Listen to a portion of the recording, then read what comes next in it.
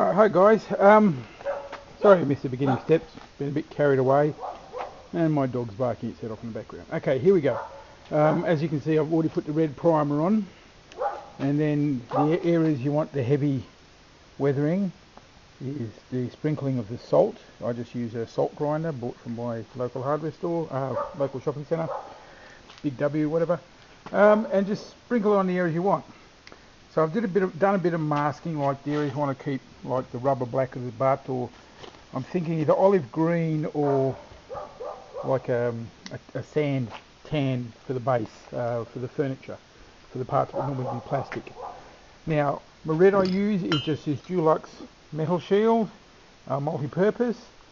Try and keep away from the wattle.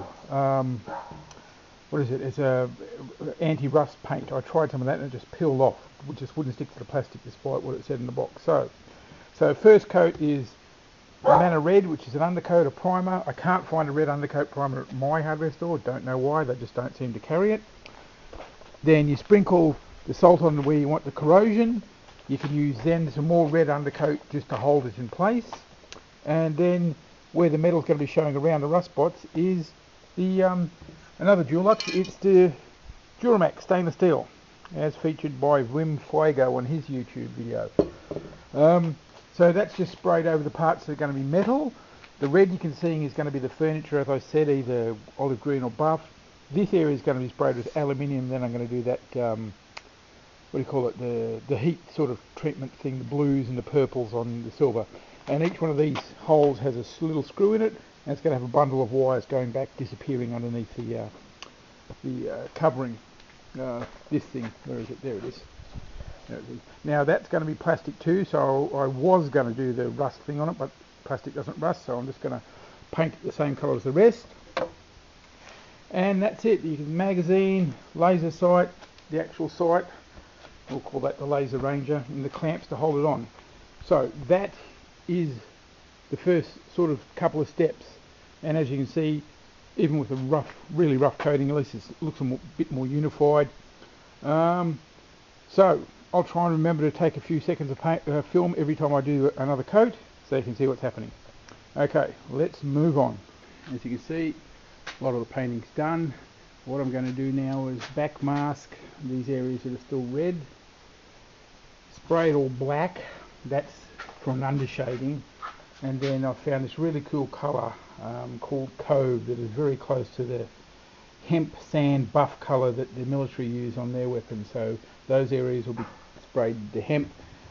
Even the buttstock, it won't look padded, it'll just be the plastic. The hand grip will be plastic. I'll paint some of the inserts on the hand grip black like rubber. So I'll do all the masking and get back to you. It's an hour and 40 minutes later. I've masked everything up that I don't want painted over. Use a few half rolls of tape. Got the gun and the sight ready to go. Now I'm just going to spray everything that's uncovered with black. I'll just do this and get back to you. Bye. Okay, an hour and 40 minutes of masking, 5 minutes of spray painting. Yeah, lots of fun. But anyway, so when that's dry, maybe an hour, maybe tomorrow, I don't know, I'll do a mask off the butt a bit, this line here, that padded textured section.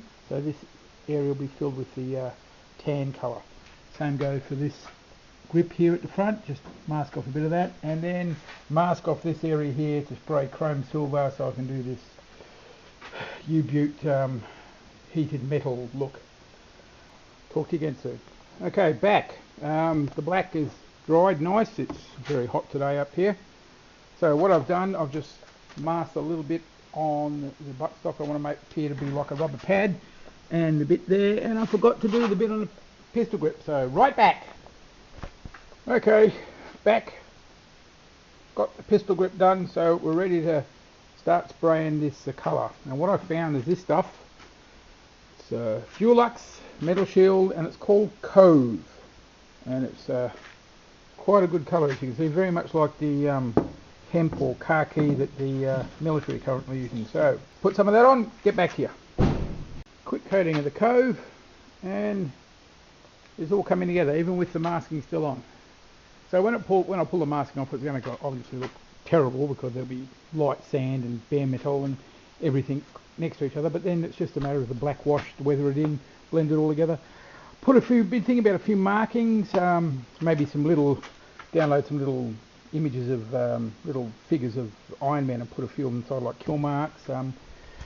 Since I've renamed it, it's called an A.P.E Rifle now, anti-power equipment.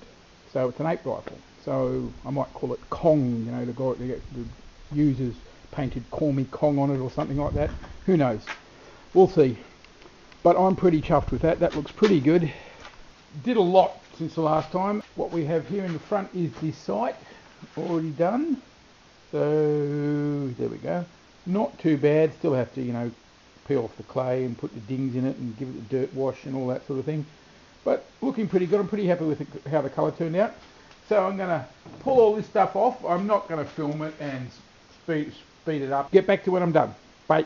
Right, well, to say I'm stoked would be a huge understatement. I'm thrilled with the way this turned out. A few bits areas where the paint's come off, I've got a touch up. I'm going to paint all these screws the same gunmetal. Then do the weathering, you know, put the personalised insignia on it, things. Come to think of it, looking at it now, I should have actually painted this area, the gunmetal as well.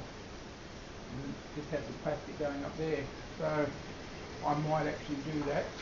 What I'll do, I'll take a photo of it, put it in the computer and do a bit of photoshopping, see if it looks any better. But I'm really thrilled with that. I'm really, really stoked. Try and give you another look, closer look. That's all the parts on the other side for the heat exchange and the heat vents, and as you can see I lost an awful lot of paint there, but that's all part of the touch-up, part of the finishing.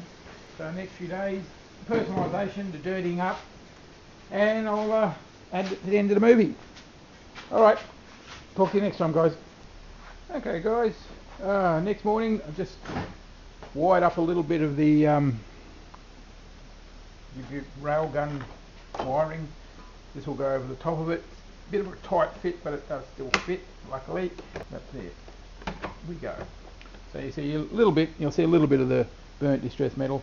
And I've used these things, just little connectors, whatever you call them, quick connectors, things for electronics work. I'm going to go and get a pack of blue ones and use blue wire on the other side, and the wires will go forward, so make it look like there's some sort of circuitry happening in there. And after that, it's pretty much just put it together, wash it out, give it a dirty wash. I'm going to do a dark brown wash this time instead of black, just because it's such a light colour. Oh, and I'm also just been taking measurements for where I'm going to put the things. There's going to be the word Kong's going to be here because it's an APE rifle. There'll be a serial number on the other side, and I just had a cool little idea. I'll find a little stencil of Iron Man masks and put a few of those up the front for kill marks or something. Alright, I'll get on with that, and back to you soon. Bye.